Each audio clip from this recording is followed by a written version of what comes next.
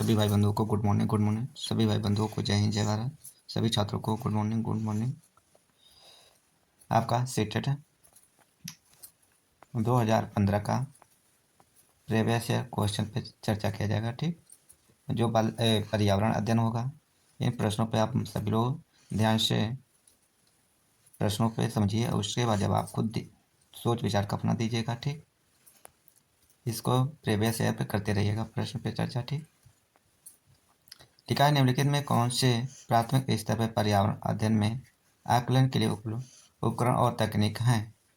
तो इस प्रश्न का उत्तर का जवाब क्या होगा बाबू? देखिए, निम्नलिखित में से कौन सा प्राथमिक स्तर पर पर्यावरण अध्ययन में आकलन के लिए उपकरण और तकनीकें हैं? तो क्या होंगे? परियोजना भी कार्य होते हैं, क्षेत्र भ्रमण भी होते हैं, जर्नल लेखन होता है और विचार मानचित्रण, इन्हीं सभी होते हैं। क्या होते हैं? इन सभी में से लिया जाता है। यहाँ पे ऑप्शन के बाद देखा जाए तो ये ऑप्शन में दिया रहा है, ये भी सी सही है। क्या है? इन प्रश्नों का सभी का उत्तर क्या है? सही है। अगले प्रश्न पे आते हैं।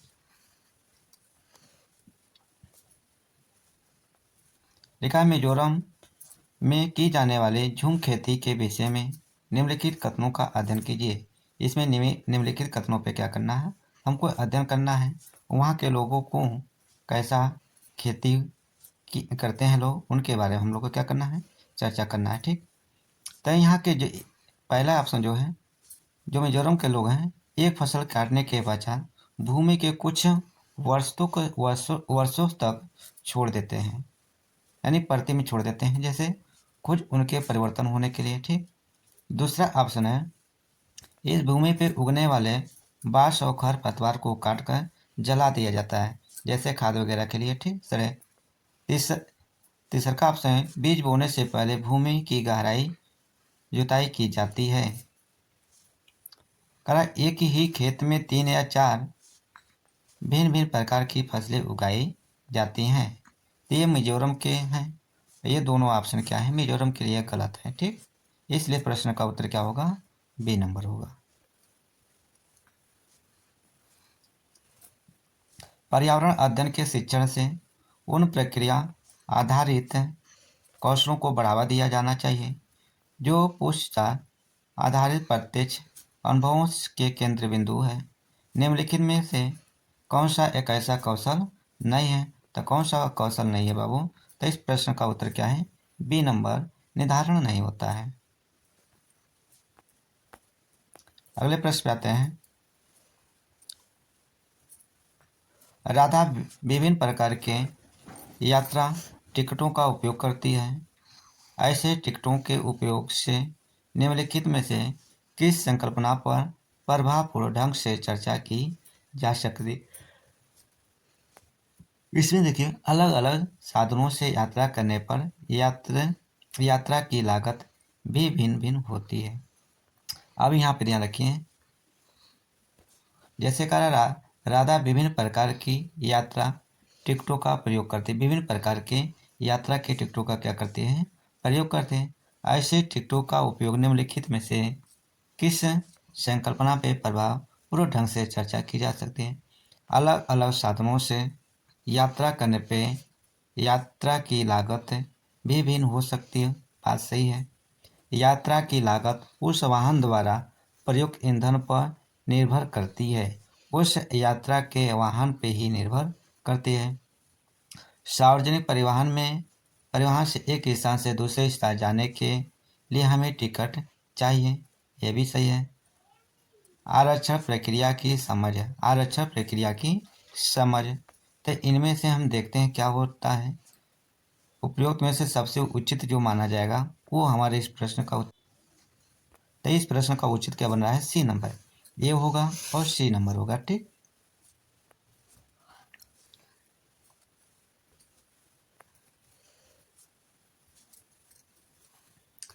अगला प्रश्न देखें। प्राथमिक कक्षाओं के विद्यार्थियों के मानचित्र शिक्षण के लिए निम्नलिखित में कौन सी युक्ति सर्वाधिक उपयुक्त प्रतीत होती है? तो कौन सा सबसे सर्वाधिक प्रयुक्त होती है? तो इस प्रश्न का उत्तर क्या बाबू? डी नंबर होगा। क्या होगा? D number. शिक्षार्थियों की सहायता करना है कि वे अपने ही संकेतों का उपयोग करते हुए अपने निकटतम परिवेश का मानचित्र बनाएं और वस्तुओं के सापेक्ष स्थिति और दिशा पर ध्यान केंद्रित करें। ठीक। अगला प्रश्न लिखा है, कक्षा 5 की अध्यापिका माहिका चाहती है कि उसके विद्यार्थी आसपास के पौधों का अवलोकन करें। सार्थक अधिगम सीखने के लिए उसे बच्चों को क्या करने के लिए प्रोत्साहित करना चाहिए? तो क्या करने के लिए प्रोत्साहित करना चाहिए? उनकी ऊंचाई, पत्तियों, गंध और उगने के स्थानों में अंतर अवलोकन करना चाहिए। इस प्रकार को उनके साथ करना चाहिए। ठीक। अगले प्रश्न पे देखते हैं, प्राथमिक स्तर पर पर्यावरण अध्ययन पढ़ाने के लिए निम्नलिखित में से कौन सा पहलू सबसे महत्वपूर्ण होना चाहिए? कौन सा सबसे महत्वपूर्ण पहलू होना चाहिए? सीखने वाले को प्रकृति और सामाजिक सांस्कृतिक पर्यावरण से जोड़ना होना चाहिए।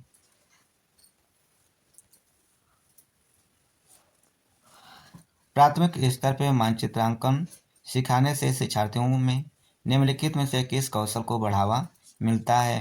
तो इस प्रश्न का उत्तर क्या होगा? डी नंबर, सापेक्ष स्थिति और दिशा बोध की जानकारी के लिए होता है। ठीक। इसमें लिखा है, निम्नलिखित तालिका का अध्ययन कीजिए। पेट्रोल का मूल्य इतने है और डीजल का मूल्य इतना है। इस महीने में जो है उनका रेट दिया गया है। तो इन तालिका के माध्यम से हमें क्या करना है? जानकारी देना है। तो ये कह रहा है, पेट्रोल डीजल की अपेक्षा अधिक महंगा ईंधन है। अब कह रहा है पेट्रोल डीजल की अपेक्षा क्या है? महंगा है। पेट्रोल क्या है भाई? देखिए दोनों में डिफरेंट क्या है, यानी पेट्रोल का दाम और डीजल के दाम में क्या है, यानी डीजल का दाम कम है, पेट्रोल का दाम अधिक है। तो क्या पेट्रोल डीजल की अपेक्षा अधिक महंगा है? तो पेट्रोल डीजल की अपेक्षा पेट्रोल के दाम क्या है? महंगा है। और यहाँ पे पेट्रोल की अपेक्षा डीजल के मूल्य में वृद्धि का प्रतिशत अधिक है। डीजल सस्ता है, इसलिए सार्वजनिक परिवहन इस पर चलती हैं। डीजल पेट्रोल से सस्ता है। डीजल पेट्रोल से सस्ता ईंधन है। लोगों को डीजल वाली गाड़ियां खरीदनी चाहिए। यहाँ पे जो उचित लगे वही हमें उत्तर को जवाब देना है। अगले प्रश्न पे आते हैं, प्राथमिक कक्षाओं में पर्यावरण अध्ययन के लिए निम्नलिखित सभी समान उपायों का अनुपालन किया जाना है, केवल इसे छोड़कर। क्या इसमें एक छोड़कर? तो क्या हमारा, तो डी नंबर हमारा क्या है? इसको छोड़ दे। क्या है? अमूर्त से मूर्त की तरफ, ये हमारा क्या है? इसी को छोड़ दिया है। अगले प्रश्न पे आते हैं, राष्ट्रीय प्रचार रूपरेखा एनसीएफ 2005 ने कक्षा 1 और 2 के लिए पर्यावरण अध्ययन के किसी पाठ्यक्रम या पाठ्य पुस्तक की प्रस्तुति नहीं की है। इसके लिए सबसे उपयुक्त कारण क्या हो सकता है? इसके लिए उपयुक्त कारण हमारा क्या है भाई? तो डी नंबर क्या है? डी नंबर संदर्भ युक्त अधिगम परिवेश प्रदान करना होता है।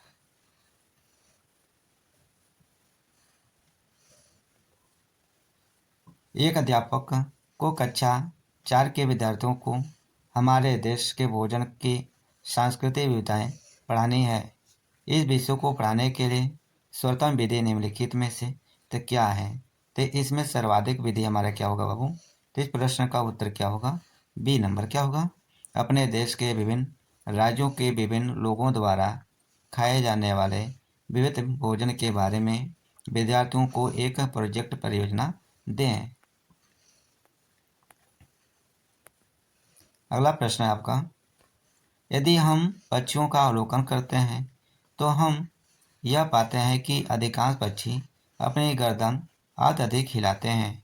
इसका कारण यह है कि अधिकांश पक्षियों के नेत्र स्थिर होते हैं और घूम नहीं सकते हैं।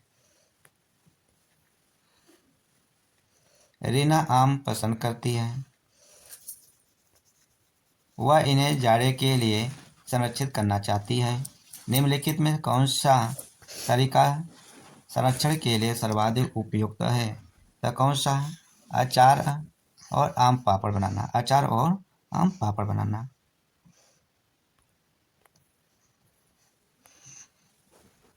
अगले प्रश्न को देखें, केरल के निकटवर्ती राज्य कौन सा है? तो केरल के बगल में आप सभी को क्या है बाबू, कर्नाटक कहीं होगा और तमिलनाडु होगा। ये हमारा क्या है, निकटवर्ती राज्य है उसके। अगले प्रश्न पे जाइए, निम्नलिखित में से हमारे देश के किस राज्य के अधिकतर लोग नारियल के तेल में पकी हुई समुद्री मछली खाना पसंद करते हैं? तो गोवा वाले, यहाँ के गोवा के राज्य के लोग।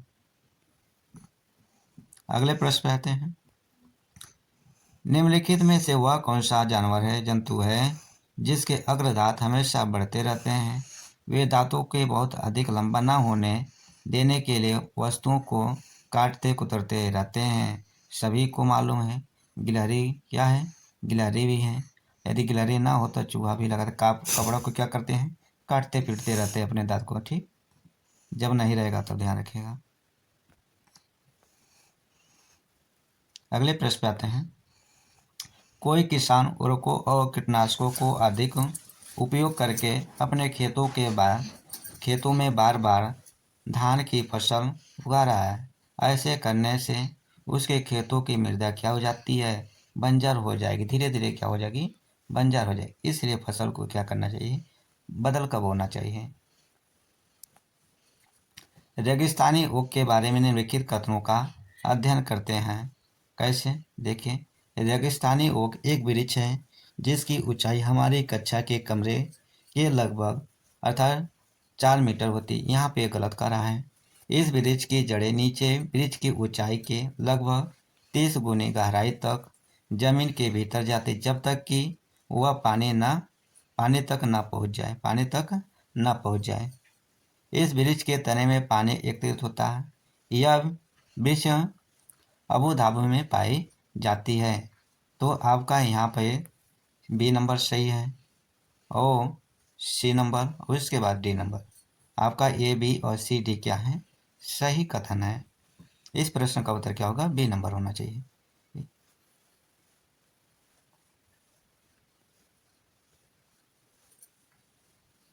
डी नंबर हमने क्या लगाया, डी लगाया।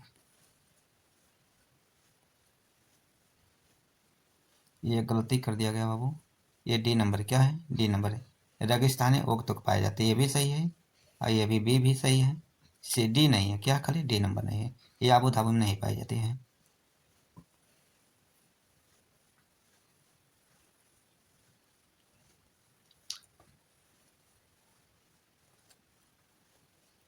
कोई व्यक्ति 2/1/2015 को मडगांव से नागरकोइल जाने के लिए रेलगाड़ी में बैठा।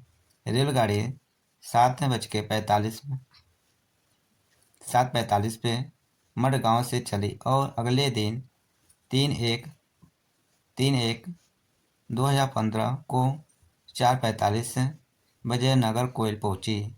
यदि इन दोनों स्टेशनों के बीच की दूरी कितना है, 1040 किमी है, तो रेलगाड़ी की औसत चाल थी लगभग कितनी? ठीक, इनको देखिए भाई, निकालने का तरीका क्या है। आगे हम क्या करेंगे, इन दोनों के डिफरेंट निकालते हैं। तो इनके डिफरेंट कितना हुआ, 21 घंटे। कितना हुआ, 21 घंटे होता है। ठीक, अब यहाँ पे देखिए 7:45 पर और 2 तारीख के स्टार्टिंग हुआ और 3 तारीख के, दोनों में अंतर कितना हुआ, 24 दिन का हुआ, यानी 24 घंटे का हुआ। कितना हुआ, 24 घंटे का हो रहा है। और 24 घंटे में ये हो रहा है और इनके अंतर कितना, 3 घंटे आया है। इनको हम 3 माइनस कर दे तो 21 घंटे हुआ। कितना हुआ, 21 से भाग कर दें तो हमारे 54 किमी हर्ष घंटा हो जाएगा। तो इस प्रश्न का उत्तर क्या होगा बाबू, ये नंबर होगा। क्या होगा, ये नंबर। नई दिल्ली में रहने वाला कोई व्यक्ति पहले भोपाल, मध्य प्रदेश और फिर रांची यानी झारखंड भ्रमण करना चाहता है। उसकी यात्रा दिशा होगी, ठीक, तो उसकी यात्रा देखिए आप सभी को ऐसे मान लीजिए, दोनों तरफ है हमारा, ये पूरब की मान लीजिए, ये पश्चिम मान लीजिए, और ये उत्तर हो गया, ये दक्षिण की तरफ हो गया। ठीक, माना गया। ठीक, जो हमारा बिहार, जो हमारे ये एमपी है हमारा, ये समझ लीजिए यहाँ पे बीच में पड़ेगा। क्या होगा, ये बीच वाला पेरा बीच में पड़ेगा। और जो झारखंड हमारा यहाँ पे आ जा रहा है, कहाँ पे आ जा रहा है, यहाँ पे आ जा रहा है। तब ये जो हमारे ये दिशा के माध्यम से ये दोनों की दिशा पर रखिएगा। तो हमने जैसे निकाला, तो हमारे जो दिशा है भ्रमण करना चाहते उसकी यात्रा की दिशा क्या होगी? तो इस प्रश्न की दक्षिण क्या होगी? दक्षिण। दक्षिण दिशा में, फिर पूरब की दिशा में, आगे दक्षिण की दिशा में, उसके बाद फिर क्या गई? पूरब की तरफ दिशा में गई। ठीक, तो इस प्रश्न का उत्तर क्या होगा? दक्षिण दिशा में फिर पूरब की दिशा में हो गई।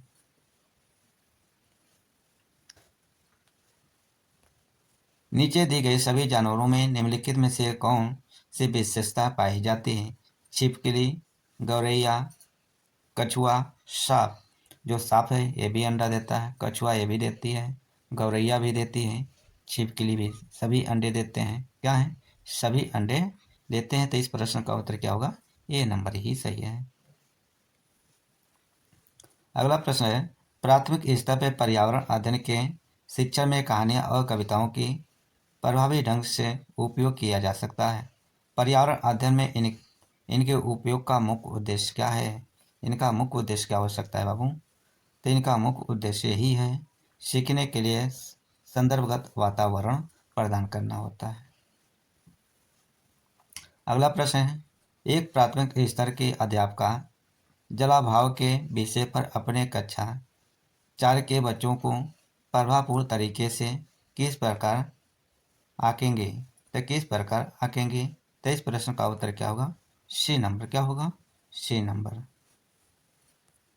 यह पता करके कि उन्होंने अपने दैनिक जीवन में जल की बचत कैसे प्रारंभ की है।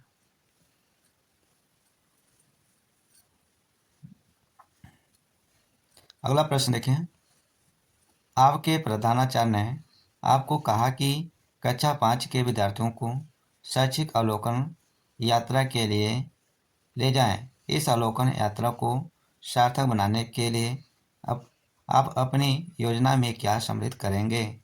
तो इस प्रश्न का उत्तर क्या होगा बाबू? तो ये नंबर होगा। क्या होगा? ये नंबर। क्रियाकलापों की एक स्तरीकृत सेट उस स्थान के बारे में तैयार करना और प्रामाणिक तथा सार्थक अध्ययन के लिए उसे विद्यार्थियों के साथ यात्रा से पूर्ण साझा करना होता है। ठीक, अगला प्रश्न देखिए, प्राथमिक स्तर पर पर्यावरण अध्ययन के आकलन में निम्नलिखित में से कौन सा एक संकेत उपयुक्त नहीं है? कौन सा संकेत उपयुक्त नहीं है? तो न्याय और समानता का प्रति चिंता की संकेत नहीं है। अगले प्रश्न पे आते हैं, इस पौधों में पत्तियां हैं जिन्हें सब्जी की तरह प्रयोग में लाया जाता है। इसके बीजों से तेल प्राप्त किया जाता है। यह पौधा है क्या? तो सरसों है। क्या है? सरसों है।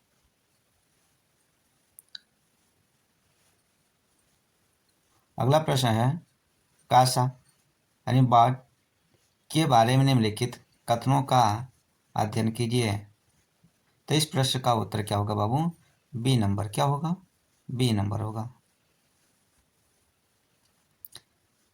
इससे भट्टी में कापर और टीन को पिघलाकर बनाया जाता है और आदिवासी लोग राज्य का उपयोग हजारों वर्षों से कर रहे हैं।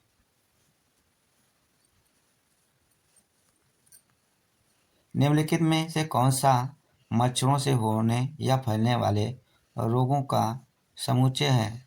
तो कौन सा? चिकनगुनिया, डेंगू, मलेरिया आदि इनके माध्यम से रोग फैलते हैं। अगला प्रश्न आपका, किसी राज्य के मानचित्र के एक सिरे पर यह लिखा स्केल 1 सेमी बराबर 110 मीटर। यदि इस मानचित्र पर किन्हीं दो शहरों के बीच की दूरी 9.7 सेमी मापी जाती है तो इन दोनों शहरों के बीच की वास्तविकता दूरी लगभग कितनी होगी? तो इस प्रश्न का उत्तर क्या होगा बाबू? ए नंबर। देखिए, एक स्केल के बारे में यहाँ बताया गया है। एक स्केल सेमी बराबर कितना होता है?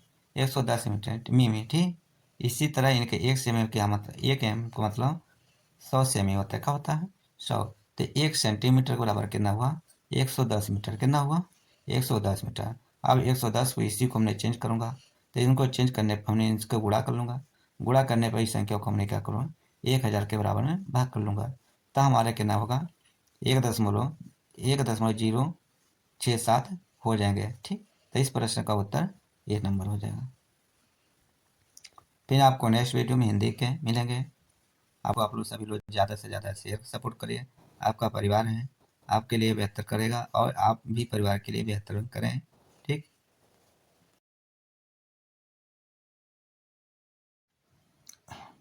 सभी छात्रों को गुड मॉर्निंग, सभी भाई बंधुओं को जय हिंद जय भारत।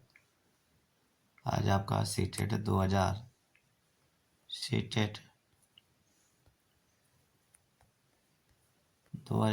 का प्रीवियस है जो फर्स्ट पेपर हुआ था, उन पेपर पे और पर्यावरण अध्ययन जिसे हम शॉर्टकट में ईबीएस कहते हैं, क्या कहते हैं, ईबीएस पेपर पे चर्चा किया जाएगा। आप सभी भाई बंधुओं से नम्र निवेदन है कि यदि आप चैनल हमारे यदि नए वीडियो हमारे देख रहे हैं तो ईमानदारी से सब्सक्राइब कर लीजिएगा चैनल को और लाइक शेयर कर दीजिएगा, भाई बंधुओं को बात शेयर कर दीजिएगा। ठीक, पहले प्रश्न पे हम चर्चा करते हैं।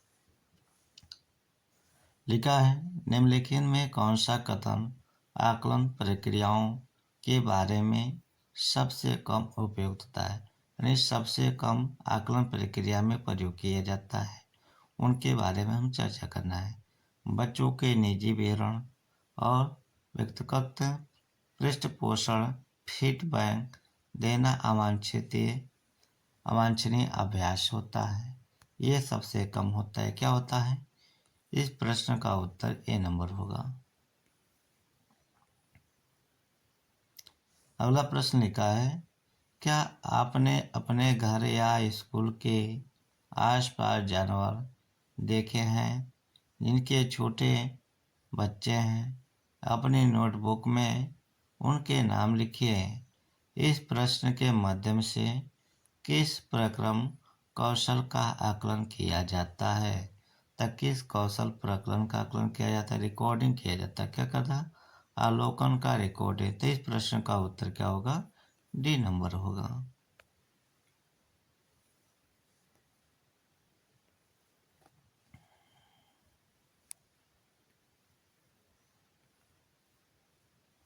अगला प्रश्न ध्यान से आप लोग देखिए। पर्यावरण अध्ययन के अंत विषय प्रकृति पर्यावरणीय मुद्दों को डैश द्वारा संबोधित करता है। तो किसके द्वारा संबोधित करता है? विज्ञान, सामाजिक विज्ञान और पर्यावरण शिक्षा के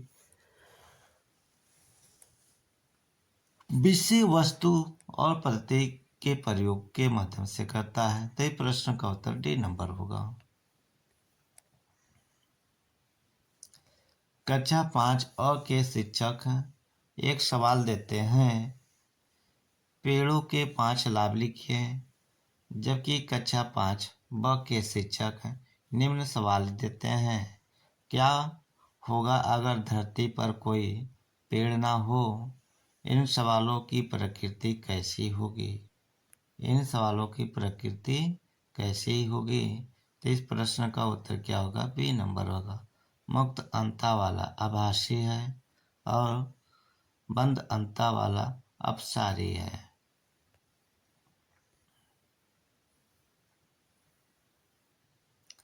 कक्षा 1 में पर्यावरण अध्ययन में शिक्षार्थियों के आकलन के बारे में निम्नलिखित में से कौन सा सत्य है? इनमें कौन सा सत्य है? तो देखिए कौन सा सत्य है। करा मौखिक परीक्षाएं, क्योंकि वह हो सकता है कि बच्चे लिखने में सक्षम ना। मौखिक परीक्षा वो होता है जो बच्चों को लिखने में सक्षम ना होते हैं, उनके लिए भी फायदे हैं। और ड्राइंग, क्योंकि बच्चों को इसमें आनंद आता है, ये भी बात सही है। शिक्षकों का अवलोकन और रिकॉर्डिंग दोनों का हमने क्या कर लिया?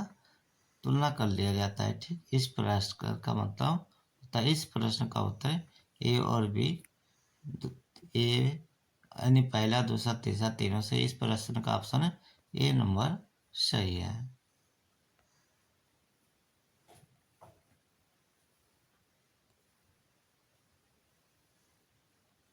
देखिए प्रश्न का, कक्षा 5 के शिक्षिका एक एल्युमिनियम फाइल लेती है और पानी में डाल देती है एवं दिखाती है कि ऊपर तैरता है। फिर वह फाइल को मोड़कर जोर से दबाती है, निचोड़ती है और फिर से पानी में डालती है तथा शिक्षार्थियों को दिखाती है कि वह डूबता है। बाद में वह शिक्षार्थियों को यह सोचने और कारण देने के लिए कहती है कि ऐसा क्यों। इस प्रश्न का उत्तर देने में निम्नलिखित में से कौन सा प्रक्रम कौशल का प्रयोग किया जाएगा। तो इस प्रश्न का उत्तर का क्या होगा बाबू? उत्तर अवलोकन होता है। क्या होता है? अवलोकन विधि से होता है। पर्यावरण अध्ययन के शिक्षा शास्त्र के संदर्भ में सीमाएं के निम्नलिखित सभी अवांछनीय अभ्यास हैं। तो कैसा अवांछनीय अभ्यास है बाबू? देखिए,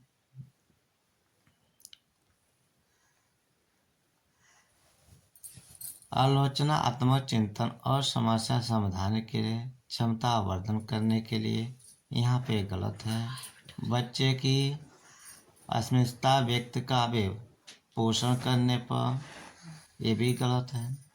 वास्तविक अवलोकन के स्थान पर पाठ्य पुस्तक ज्ञान की श्रेष्ठता को क्या करना है? स्वीकार करना है। इस प्रश्न का उत्तर क्या होगा? सी नंबर हो जाएगा। अगले प्रश्न पे देखिए ध्यान। महेश कक्षा 4 के एक शिक्षक हैं। वे वृक्ष संरक्षण की अवधारणाओं पर शिक्षार्थियों को संवेदनशील बनाने के लिए योजना बनाते हैं। निम्नलिखित में कौन सी एक गतिविधियां इस उद्देश्य के लिए सर्वाधिक उपयुक्त है? तो कौन सा सबसे सर्वाधिक उपयुक्त है बाबू?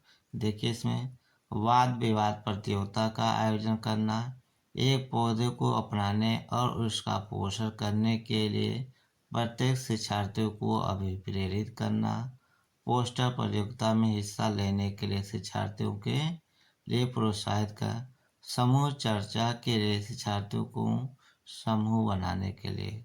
अब यहाँ पे कहने मतलब तात्पर्य ये बनेगा, कराया महेश कक्षा 4 के शिक्षक हैं।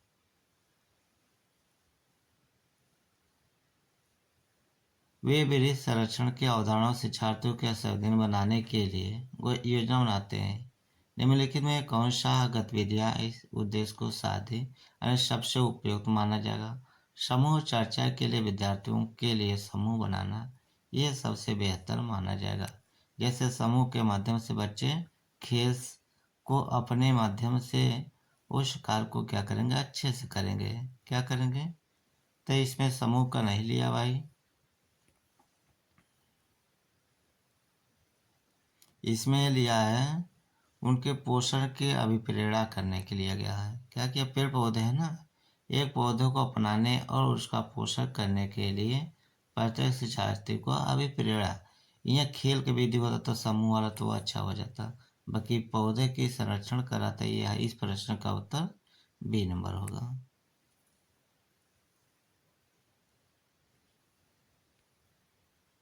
पर्यावरण अध्ययन में बच्चे शिल्पकला और चित्रकला को समूह में सीखना विशेष रूप से पसंद करते हैं, क्योंकि यह सहपाठी अधिगम को बढ़ावा देता है। यह सामाजिक अधिगम को बेहतर बनाता है। जब बच्चों के सृजनात्मकता की प्रशंसा की जाती है तो खुश होते हैं और उसके प्रेरित भी हो जाते हैं। अनुशासन जहाँ भी हो भाई गलत होता है। तो इस प्रश्न का उत्तर क्या होगा बाबू? सी नंबर। 1 और 2 तीनों सही हैं।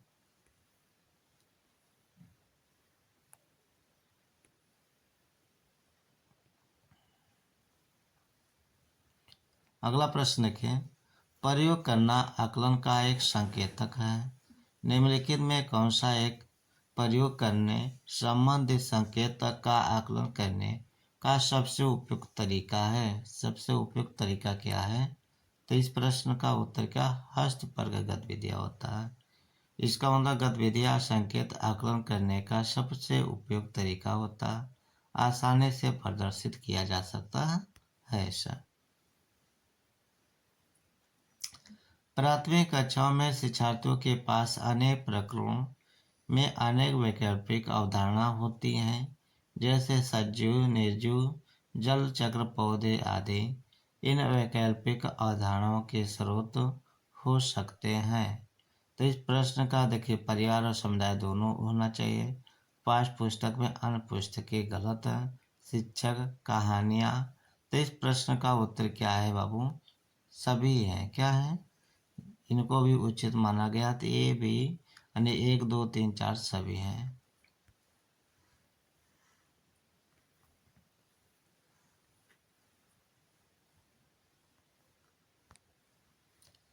कांच कांच के जार तथा बोतलों को उनमें अचार भरने से पूर्व सूर्य की धूप में अच्छी तरह सुखाया जाता है। ऐसा क्यों? क्योंकि उनकी नमी को हटाने के लिए क्या होता है? नमी को पूर्णतः हटाने के लिए किया जाता है। नमी हट जाएगा तो खराब नहीं होगा भाई। रेनू की दादी उसे एक सूखा कुआं दिखाते हुए बताती है कि 15 से 20 वर्ष पहले कुएं में पानी था, लेकिन अब यह पूर्णतः सूख गया है। कुएं में पानी सूखने का के क्या कारण हो सकता है या हो सकते हैं? तब पेड़ों, कुएं तथा उनके आसपास के स्थान मिट्टी अब सीमेंट से ढक दिएगा। बस हो सकता है सही, नहीं अभी ऑप्शन के अनुसार हम उत्तर देंगे। आसपास के इलाके में बहुत सारे बोरिंग पंप लग गए हैं, इसी के कारण हो गया हो। प्रत्येक व्यक्ति के घर में अब नल होने के कारण कोई भी कुएं का पानी, यहाँ तो बात सही है, बाकी जायज क्या होगा? ए और बी होगा। नल की बात तो अलग होती है, बाकी ए यहाँ पे इसी के कारण हो सकता है। इसके कारण क्या होता है? कुएं के पानी खत्म हो चुके हों।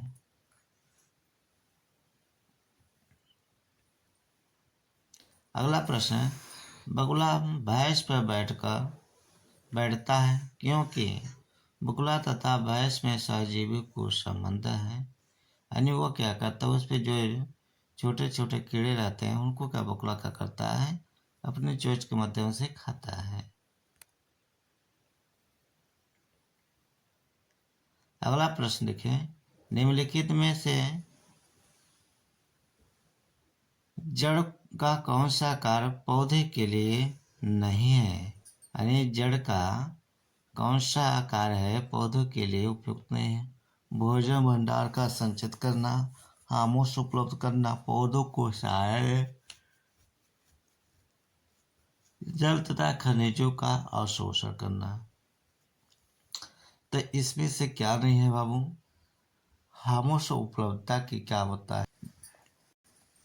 जो खामोश उपलब्धता कराना, ये पौधे के कार्य नहीं है भाई, और सारे हैं।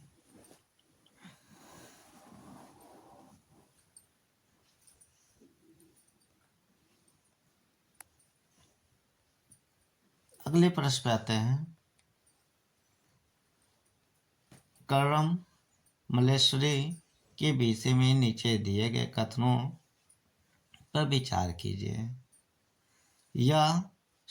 वह अंतर्राष्ट्रीय ख्याति प्राप्त भारोत्तोलक यानी वेट लिफ्टर हैं। वह कर्नाटक की हैं।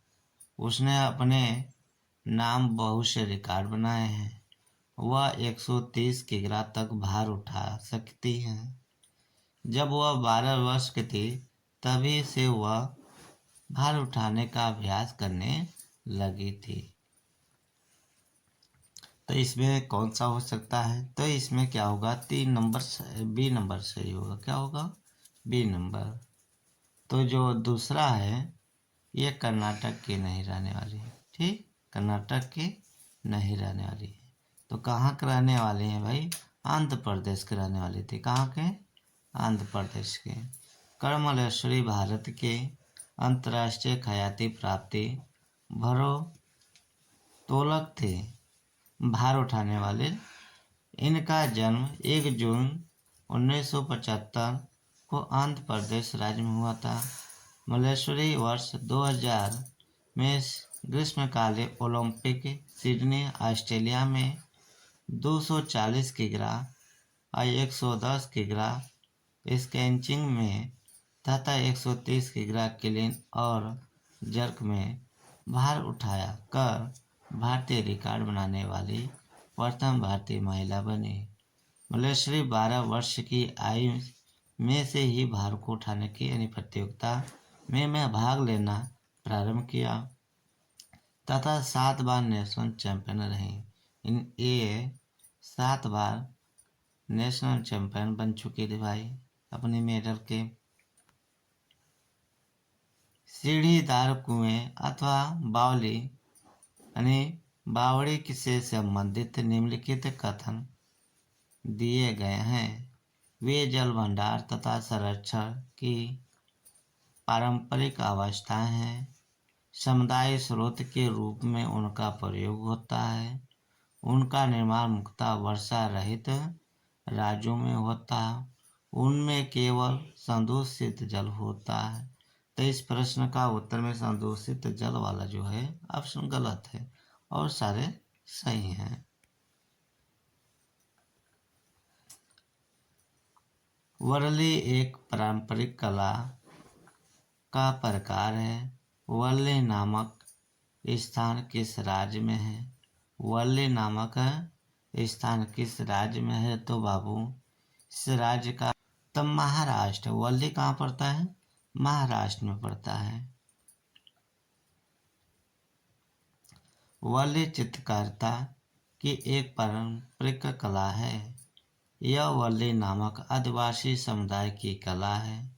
यह जनजाति महाराष्ट्र में रहते हैं तथा वह स्थान भी वर्ली के नाम से जाना जाता है। यह मुंबई के पास स्थित है। यह जनजाति पश्चिमी भारत की सबसे बड़ी जनजाति है। तमिलनाडु के निकटवर्ती समीपवर्ती राज्य कौन है? तो तमिलनाडु के समीप नजीक सटे हुए समीपवर्ती राज्य कौन सा है? आपका भारत का मैप तैयार कर लीजिए भाई। चलिए यहाँ पर तैयार हल्का मुल्का कर लिया जाए।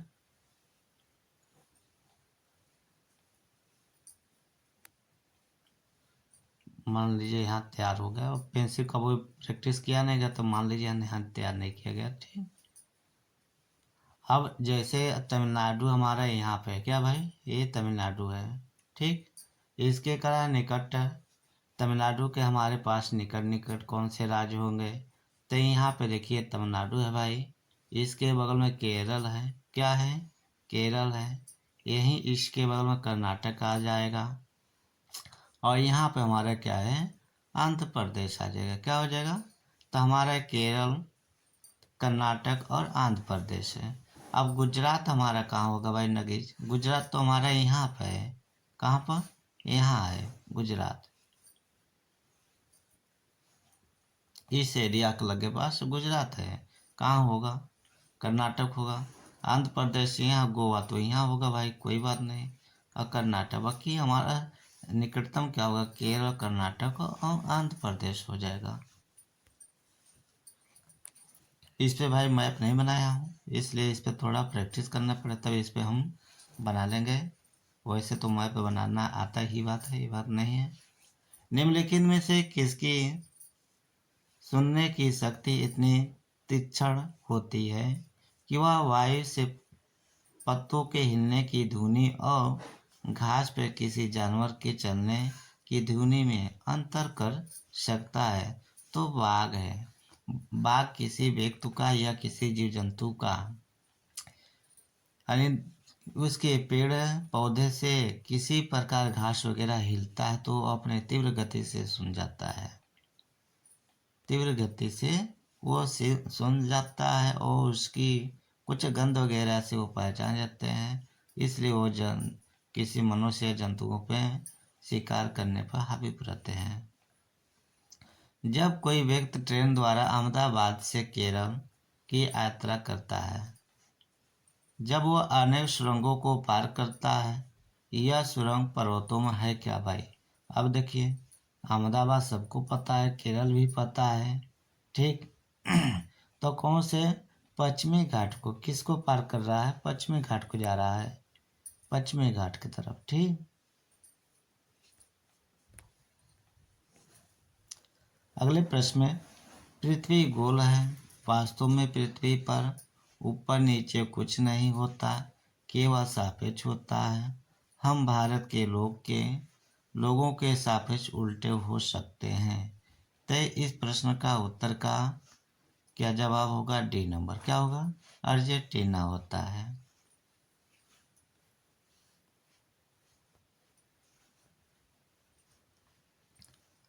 लिखा, मच्छरों को प्रजनन की रोकथाम के लिए खारे पानी में तेल डालने की सलाह दी जाती है। ऐसा इसलिए क्यों है? तेल ऑक्सीजन की आपूर्ति को क्या कर देता है? काट देता है, जिसमें मच्छरों की प्रजनन क्षमता क्या हो जाती है? थम जाते हैं, रुक जाती। क्या होती है? रुक जाती है, ठीक। आप लोग 84 प्रश्न पे आ चुके हैं भाई। आप लोग शेयर और वीडियो को लाइक से सब्सक्राइब कर लीजिएगा, ठीक।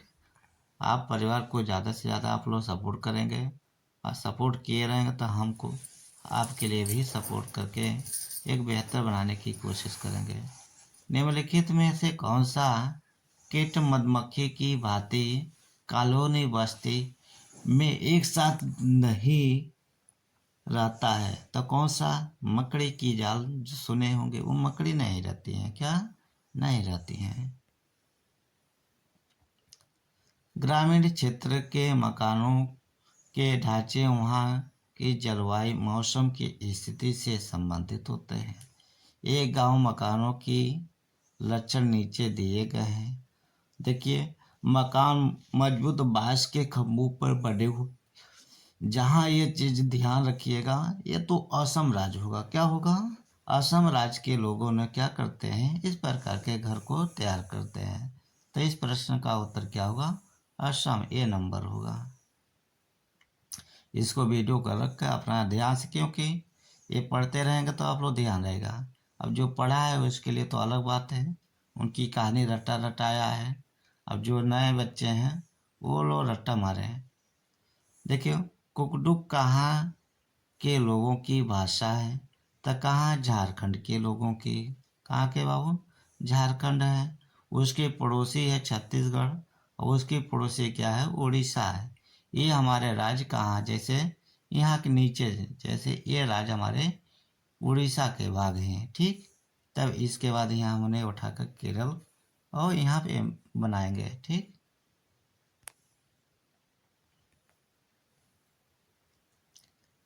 अगला प्रश्न देखें, राष्ट्रीय पदचार की रूपरेखा 2.5 के अनुसार निम्नलिखित में कौन सी एक पर्यावरण अध्ययन की विषय वस्तु थीम है? तो इस प्रश्न का उत्तर क्या होगा बाबू?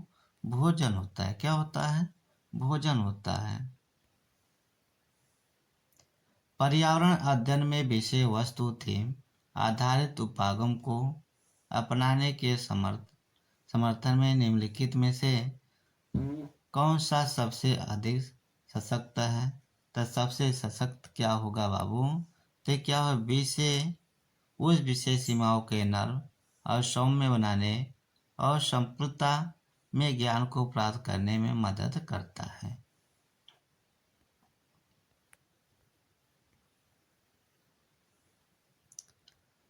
प्राथमिक कक्षाओं में पर्यावरण अध्ययन को सीखने में कहानियाँ एक महत्वपूर्ण पहलू है।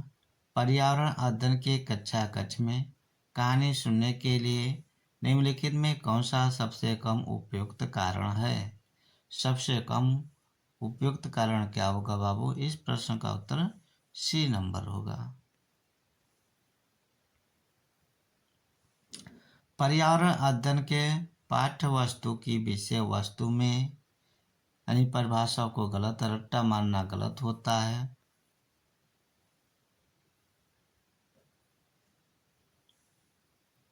बच्चे को प्रश्न करने और खोजने की मौका देना चाहिए, और बच्चों को केवल लिखित जानकारी नहीं देना चाहिए, ठीक। तो इस प्रश्न का उत्तर क्या है? 1 और 2 3 सही है।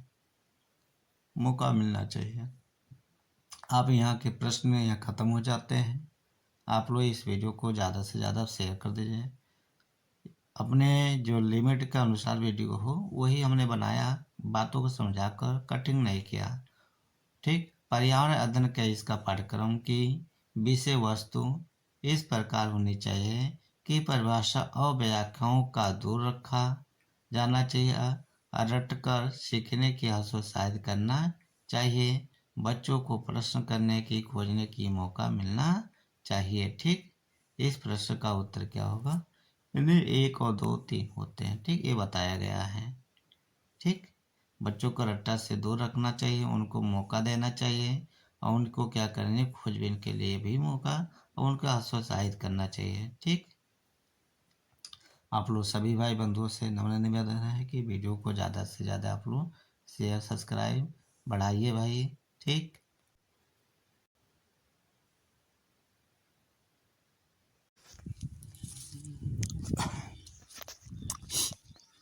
सभी भाई बंधुओं को गुड मॉर्निंग। सभी भाई बंधुओं को गुड मॉर्निंग। जय हिंद, जय भारत। सभी छात्रों को गुड मॉर्निंग। सभी पर आज आपका सीटेट 2016 का हिंदी पेपर पे चर्चा किया जाएगा। जो फर्स्ट हुआ था उन प्रश्नों पे हम चर्चा करेंगे। ठीक। फिर नेक्स्ट वीडियो में जो 2016 में 2 पेपर हुआ था उन पहले पेपर पे हम चर्चा कर रहे हैं, दूसरे पेपर पे फिर अगले वीडियो में मिलेंगे। देखिए क्या लिखा है पहले में, निम्नलिखित काव्यांश को पढ़कर दिए गए प्रश्नों को सही सबसे उपयुक्त उत्तर वाले विकल्प को चुनकर लिखिए। ठीक। करा है। जीवन के इस मोड़ पर कुछ भी कहा जाता नहीं, अधरों को ड्योढ़ी पर शब्दों के पहरे हैं, हंसने को हंसते हैं, जीने को जीते हैं, साधन सुविधाओं में ज़्यादा ही रोते हैं, बाहर से हरे भरे भीतर घाव मगर गहरे, सबसे के लिए गूंगे हैं, अपने लिए बहरे हैं। सबके लिए क्या है, गूंगे हैं और अपने लिए क्या हैं, बहरे बने हुए हैं। ठीक। तो इस प्रश्न का उत्तर क्या होगा बाबू? कुछ भी कहा जाता नहीं, ऐसा क्यों? बंधन और बेबसी के कारण, यानी बंधन और बेबसी के कारण वो किसी से कहा नहीं जा सकता है। ठीक। अगले प्रश्न पे आते हैं।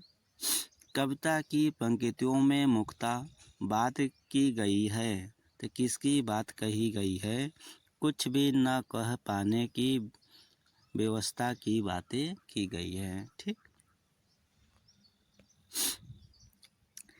रीते शब्द से भाव क्या है? रीते शब्द की भाव क्या है? खालीपन होता है। रीते शब्द का अर्थ होता है खालीपन होता है।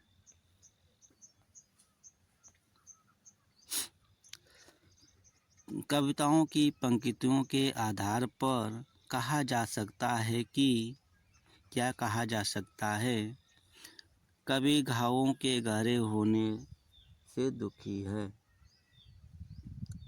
इस प्रश्न का उत्तर क्या होगा? बी नंबर होगा। डायोडी का अर्थ क्या है? डायोडी शब्द का अर्थ क्या है? तो इसका चौखट होता है। क्या होता है? चौखट। जिसे दरवाजा के चौखट कहा जाता है उसी को। भीतर के घाव से तात्पर्य क्या है? भीतर के घाव के तात्पर्य क्या है? तो क्या होता है? हृदय की पीड़ा। क्या होता है? हृदय की पीड़ा। दर्द बोलते हैं ना, वही पीड़ा है। नीचे दिए गए प्रश्नों के सही और सबसे उपयुक्त उत्तर वाले विकल्प को चुनिए। भाषा सीखने का उद्देश्य क्या है? भाषा सीखने का उद्देश्य क्या है? प्रत्येक स्थिति में भाषा का प्रयोग कर पाना होता है।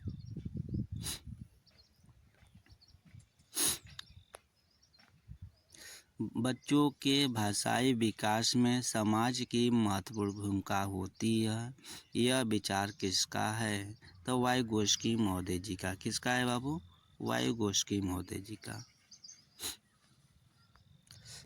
विद्यार्थियों का भाषाई विकास समग्रता से हो सके, इसके लिए सबसे उपयुक्त अनुशंसा होगी। तो कैसा होगा?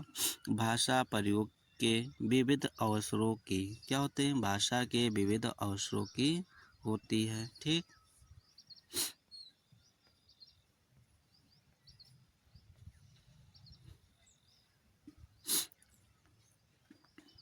लिखित भाषा का प्रयोग किसमें किया जाता है? अपनी अभिव्यक्ति के लिए किया जाता है। लिखित होता है अपने व्यक्त को क्या करना है? प्रकट करने के लिए।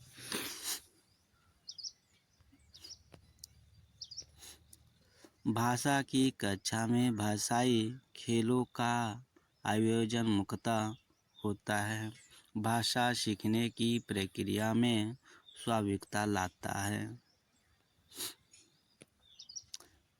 कविता कहानियों पर चर्चा करने एवं प्रश्न पूछने का उद्देश्य क्या है?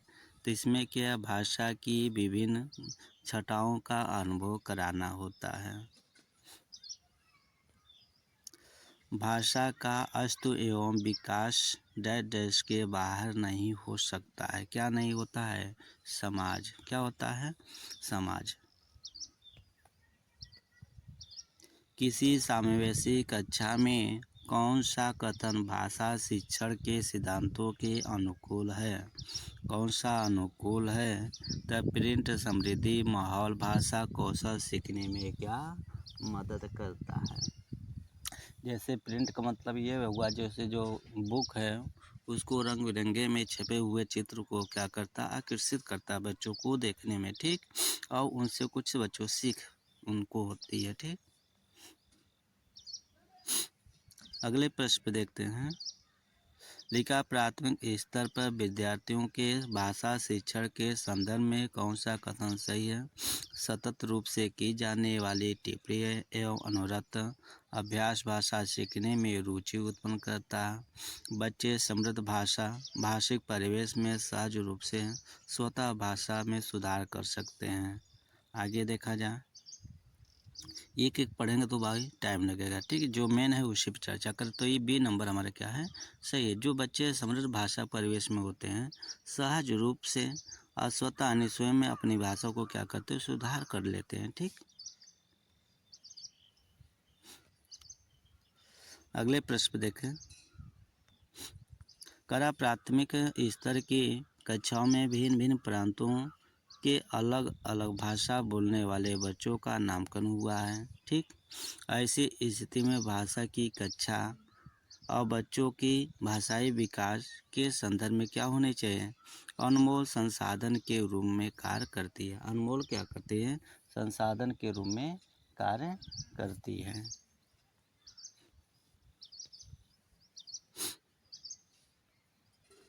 अगला प्रश्न है, पहली कक्षा की भाषा अध्यापक अपने विद्यार्थी के भाषाई विकास के संदर्भ में चिंतित है। क्योंकि ठीक, तो क्यों है? विद्यार्थी की पठन पाठन में रुचि प्रदर्शित नहीं करता है। क्या करता है? रुचि नहीं करता है।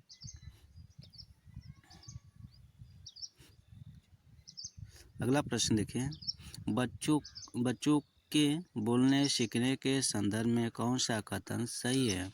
सभी बच्चों के बोलने सीखने की गति एक समान होती। गलत है। बड़े परिवार में बच्चों की बोलने सीखने की गति तेज होती है। भी गलत। निर्धन परिवारों में से आए बच्चों के बोलने सीखने की गति क्या होती है? धीमी। गलत।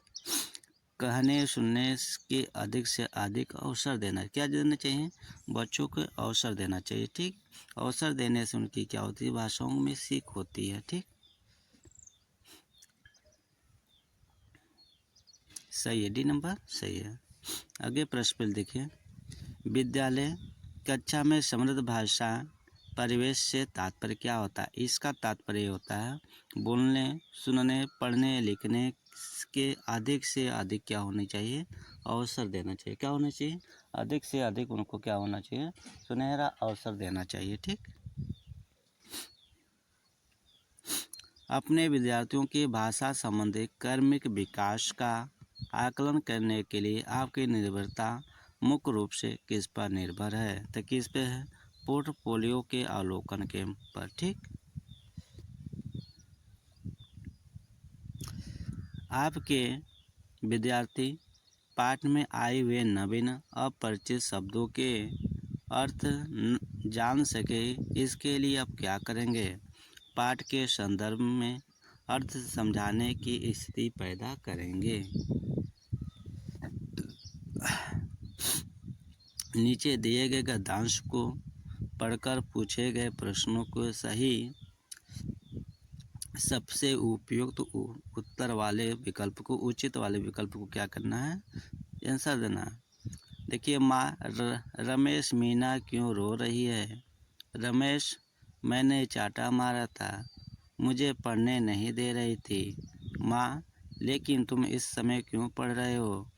यह भी कोई पढ़ने का समय है? क्या आजकल पढ़ाई 24 घंटे की हो गई है? दिमाग है या मशीन है? और क्या पढ़ने के लिए बहन को पीटना ज़रूरी है? माँ, रमेश बोला, माँ, पढ़ूंगा नहीं तो कक्षा में अव्वल कैसे आऊँगा? मुझे तो फर्स्ट आना है, तुम भी तो यही कहती थी। माँ, हाँ कहती थी, पर तुम हर वक्त खेल खेल फर्स्ट आना था तो शुरू से पढ़ा होता। अब जब परीक्षाएं सर पे आ गई तो रटने बैठे हो। तुम क्या समझते हो कि ऐसे रटने से अव्वल आ जाओगे? अरे, पढ़ना थोड़ी देर का है ही काफ़ी होता, अगर नियम से मन लगाकर पढ़ा जाए तो। सही बात है भाई। रमेश, अब रहने दो माँ, मैं आज खेलने भी नहीं जाऊँगा, कोई आए तो मना कर देना, अब मुझे पढ़ने दो। अकबर का जन्म अमरकोट में हुआ था। माँ, अकबर का जन्म जहाँ भी हुआ हो, तुम्हारा जन्म यहीं हुआ है, और मैं तुम्हें रट्टा तोता नहीं बनने दूंगा। पढ़ने का समय पढ़ना और खेलने का समय खेलना अच्छा होता है। देखिए, मीना और रमेश हैं, परस्पर किससे संबंध हैं? तो किससे हैं? दोनों क्या हैं? भाई बहन हैं। क्या हैं? भाई बहन से हैं। संबंध पूछा था। रमेश ने मीना की पिटाई की, क्योंकि उसको क्या करने पढ़ने नहीं दे रही थी। क्या कर रही थी? उसे पढ़ने नहीं दे रही थी। कक्षा में प्रथम आने के लिए क्या करता था बच्चा? पढ़ना चालू किया। क्या करा? तो क्या करा? शुरू से नियमित क्या करना चाहिए? पढ़ाई करना चाहिए। यह भी कोई पढ़ने का समय है? प्रश्न का आशय क्या है? तो इसमें क्या है? यह समय पढ़ने का नहीं है। समय क्या है? पढ़ने का समय नहीं है। जो शब्द शेष हैं भिन्न हो उसे छाटिए, जो सबसे अलग उनको क्या करना है? छाटना है। परीक्षा अव्वल होता है, सबसे अलग है। क्या है? परीक्षा सबसे अलग है।